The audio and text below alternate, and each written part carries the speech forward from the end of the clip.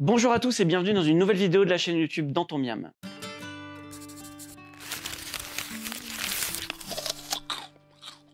Dans ma cuisine, aujourd'hui, je reçois Kalima et Sylvain, qui sont deux aventuriers qui sont partis à la recherche de projets sur l'alimentation durable. Ils ont fait une sorte de tour du monde qui a été un peu raccourci à cause du Covid. Et j'aimerais aujourd'hui que vous me présentiez votre projet. Déjà, qui êtes-vous, Kalima? Bonjour, moi je m'appelle Kalima, j'ai 30 ans. J'ai travaillé dans la régie et la production audiovisuelle à Paris jusqu'en 2018, où j'habitais donc avec Sylvain à Montreuil. Moi c'est Sylvain, je suis photographe, vidéaste et là on revient d'un voyage de 19 mois où on vient de tourner un documentaire sur l'alimentation durable appelé Foodorama. Et je vous mets tout de suite le teasing. Everybody has to eat. It's something so fundamental. Nothing is more unifying than food. The only way we're going to be able to sustain, the amount of people we have on this planet is by eating more consciously. On a perdu 90% de la biodiversité alimentaire qu'on avait créée en 40 000 ans d'agriculture. El planeta no está esperando un gobierno. El planeta está esperando su propia salvación. Ya es una urgencia, o sea, cambiamos o cambiamos, ¿no? Cambiamos nuestra alimentación, cambiamos cómo nos relacionamos con la tierra.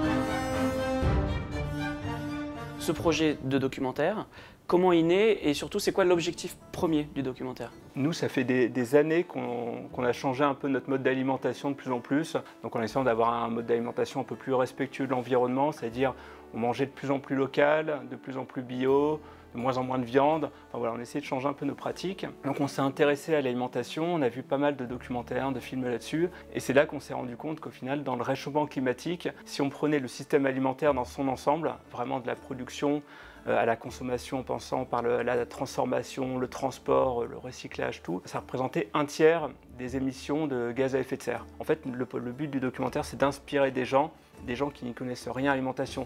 Et puis je pense qu'il y avait aussi une réelle envie de notre part de changer de mode de vie complètement. C'était vraiment une vraie coupure avec notre quotidien et aller découvrir le monde comme on l'avait jamais découvert et aller rencontrer ces gens très très inspirants, aller les filmer, les interviewer. La thématique c'est l'alimentation durable, c'est ça? Ça représente quoi en fait? Parce que en fait, c'est un spectre qui est hyper large. Alors l'alimentation durable, c'est une alimentation donc respectueuse de l'environnement. Donc on va penser au bio, mais pas seulement, c'est-à-dire c'est aussi donc respectueux de la santé, c'est une alimentation accessible à tous et juste en termes de rémunération, aussi bien pour le producteur que pour le consommateur. Où tout le monde doit s'y retrouver en fait. Sachant qu'en 2050, on sera, selon les estimations, environ 9 milliards d'individus.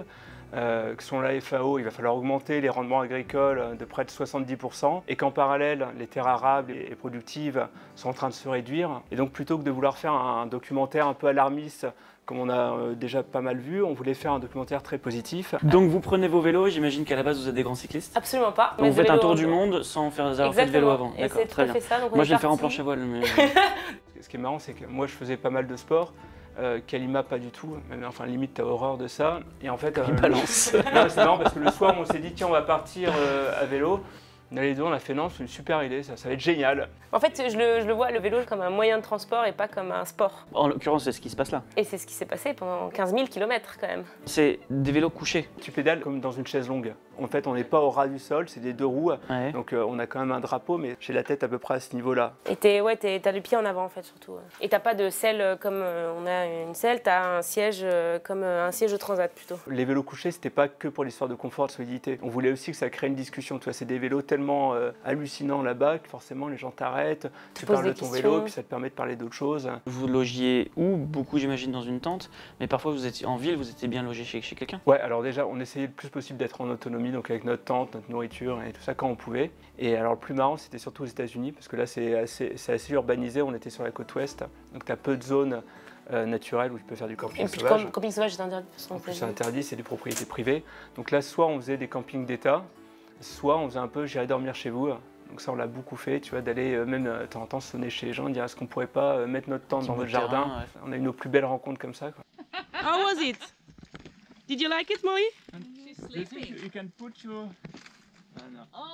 Ok pour l'exploit sportif. Maintenant le documentaire. Vous arrivez dans un pays, comment vous choisissez le premier pays, la première destination? C'est quoi, c'est un projet qui vous y amène? Avant de partir, on a fait des recherches, on a listé des projets qui étaient intéressants pour nous à filmer. Donc on a commencé par l'agriculture urbaine à Vancouver. C'est une ville qui met en avant beaucoup d'initiatives de jardins partagés. Elle a mis en place une exonération de taxes pour les promoteurs immobiliers en attente de construction d'un immeuble par exemple, les terrains qui étaient vacants. Si ils installaient un jardin éphémère dessus, le promoteur ne payait pas de taxes immobilières sur ce terrain vide. Et c'est à destination de qui? C'est à destination des personnes qui habitent à moins d'une certaine distance du jardin. Une fois que le promoteur immobilier veut construire son immeuble, le jardin éphémère s'en va dans un autre terrain en attente de construction. Parce que c'est un potager qui est dans des bacs en bois, donc facilement transportable. Voilà. D'accord. Et donc ça, c'est vraiment une politique de la ville en fait, qui est à la fois une politique fiscale et une politique de pédagogie. Parce qu'on est d'accord que c'est pas avec ces potagers-là qu'on nourrit la ville. Notre axe sur l'agriculture urbaine, on s'est vite rendu compte, selon les chiffres, que voilà, on nourrira pas des grosses villes, même si on couvrait tous les toits. On s'est dit, mais ça a quand même un sens sur la dimension sociale. Ces potagers urbains, c'est un formidable lieu de rencontre. Tu as tous les voisins qui se connaissent, qui passent leur temps dans ce potager. Tu as les enfants qui peuvent voir un petit peu la nourriture d'où elle vient, le temps que ça prend à faire pousser une tomate, les saisons. Vous avez vu d'autres initiatives. Il y en a une autre qui est marquante. Alors toujours sur la dimension sociale, on allait visiter la ferme urbaine Zenger Farm donc de Portland, où c'est une grosse ferme urbaine en périphérie de Portland, dans une zone qui est assez défavorisée. Ils ont une politique qui est assez intéressante. Ils ont fait un partenariat avec les cliniques de la zone pour faire donc une sorte de mise à disposition de paniers légumes auprès d'une population qui n'a pas toujours accès à une nourriture saine. Mais ce qui est complètement dingue, c'est que ça fonctionne vraiment avec un système d'ordonnance. C'est comme une ordonnance de médicaments, avec l'idée, bah voilà, une fois que tu as une alimentation désastreuse, on ne te soigne pas en disant bah, il faut un traitement, on te donne directement accès à l'alimentation saine. Ouais. Et en plus, on a pu le constater, c'est que dans la zone, on a voulu manger le midi, et c'est vrai que tu n'as rien, tu as des supermarchés, mais qui vont être remplis de rayons de chips, de pain blanc, de tout ça, mais tu n'as pas un fruit, tu n'as pas un légume, tu n'as rien. Est-ce que dans votre quête, il y avait cette idée aussi d'aller voir comment dire, des techniques ancestrales, justement, remises au goût du jour, en tout cas modernisées, pour parler d'alimentation durable? Vous allez voir des choses très modernes et puis des choses un peu anciennes. Et en particulier donc, au Mexique, on a fait un sujet sur les chinampas. Donc là, c'est en périphérie de Mexico. Les chinampas, c'est une technique, c'est de la permaculture aztèque, grosso modo. C'est en fait le lac qui a été asséché petit à petit. Ils ont fait des sortes de petites îles, donc avec des canaux pour circuler entre ces îles. Et ces îles sont constituées de boue du lac. C'est une boue extrêmement fertile, c'est une boue noire. Et alors, ce qui est dingue, c'est que forcément, avec le temps, ces petites îles se sont complètement vidées de leurs agriculteurs. Et là, tu as un mouvement de retour un peu à la terre sur ces îles, de producteurs qui vont cultiver donc en bio, en permaculture, et qui vont après vendre leurs produits donc aux restaurants de Mexico, et même faire un système aussi de paniers comme les AMAP qu'on a en France.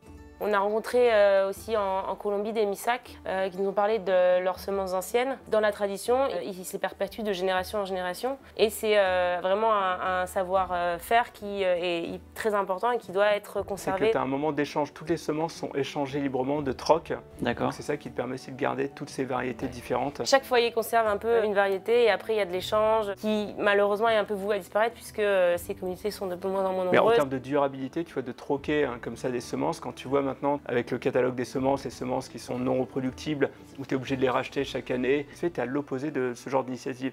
Donc c'est pour ça que je te dis à un moment, si on reprend des systèmes un peu comme ça, mais comme faisaient même nos grands-parents ou arrière-grands-parents, tu vois, qui gardaient leurs semences, qui les échangeaient, enfin tu en as encore beaucoup qui le font, hein. Mais le système actuel, en tous les cas, qui est proposé, ne va pas forcément pour l'instant là-dessus, quoi. Juste revenir à du bon sens, en fait. Donc vous avez eu à peu près 17 initiatives différentes, c'est ça? Quand ouais. Toutes les cités. Ouais. Il y en a une dernière dont vous avez envie de parler? Bah oui, on pourrait parler du maire de San Pedro de la Laguna, au Guatemala. Il a un très joli nom de ville, c'est la classe. Au bord du lac Atitlan. C'est un lac qui est très très touristique, extrêmement pollué. Et comme c'est un lac qui n'a pas d'évacuation, c'est un lac fermé, tout tombe au centre du lac et il y a des graves problèmes de pollution à cet endroit-là. Ce maire a interdit l'usage du plastique à usage unique. Il a incité les gens à réutiliser des méthodes anciennes. Par exemple, son fromage ou sa viande dans des feuilles de bananier. On vient d'acheter des tamales de poulet, c'est un plat typique à base de maïs. Et les tamales sont emballés dans des feuilles de maïs qui sont eux-mêmes emballées dans des feuilles de matcha. Donc voilà, il n'y a rien, tout est biodégradable là-dedans.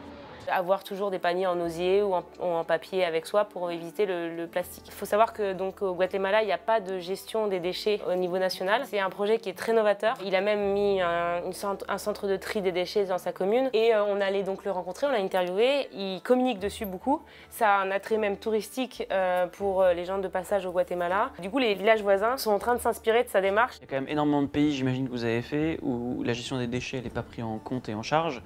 En vélo, on voit que c'est dégueu. Ah oui, on le voit, oui. Il y a des pays plus Guatemala, mais il y a d'autres pays aussi où on est vraiment on a été étonné par le Mexique, parce que c'est quand même un gros pays, le Mexique. Très développé sur certains aspects. Voilà, qui est très développé sur certains aspects.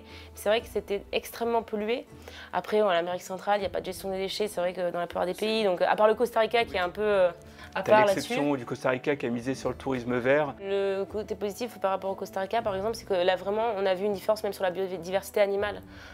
C'est vrai qu'on a vu plein d'animaux au Costa Rica ou juste avant au Nicaragua ou au Panama qu'on voyait pas, qu'on n'a pas vu dans le reste des pays. Donc je pense qu'il y a quand même un impact positif. Donc ces gens sont très inspirants, ces gens sont très impliqués dans l'alimentation durable. En vélo, vous avez fait combien de pays? 15. 15, ouais. Sur ces 15 pays, c'est quoi votre bilan? On a été agréablement surpris de voir que toutes ces initiatives existaient dans le monde entier.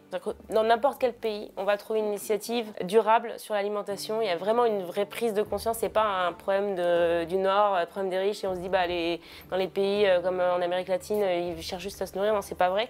Il y a des belles initiatives et les gens réfléchissent vraiment à ça un peu partout. Vous, ce que vous voyez dans votre excursion, dans votre voyage, c'est que, en tout cas à l'échelle d'une ville, quand les autorités s'emparent du sujet, tout le monde adhère? Non, ça prend du temps. Ouais. Ça met du temps, mais c'est comme tout, ça finit par changer. Par exemple, pour le plastique, il a dû proposer quand même des solutions de remplacement parce qu'au moment où tu dis on arrête le plastique, il n'y en a plus, du jour au lendemain, enfin voilà, il a fallu proposer, ils ont donné des sacs de jute, ils en ont distribué un peu partout, ils ont dû sensibiliser tous les commerçants en amont. Il y a eu tout ce travail qui a dû être fait. Ouais. Enfin, c'est de l'éducation, quoi, en fait, c'est ça, donc c'est hyper important, c'est fondamental. Si on veut vraiment changer un système, il faut qu'il y ait une prise de conscience qui soit faite par les décideurs politiques et qui s'engagent à en parler aux plus jeunes, mais aussi en fait, à toutes les générations, voilà, qu'il y a un vrai travail de communication sur ces problématiques-là. Et c'était aussi l'idée du documentaire, c'était de montrer que tout était imbriqué, il fallait voir toutes les étapes, toutes les mailles pour pouvoir changer le système. Votre film, il en est où? Là, actuellement, on est en recherche de diffuseurs pour débloquer le montage,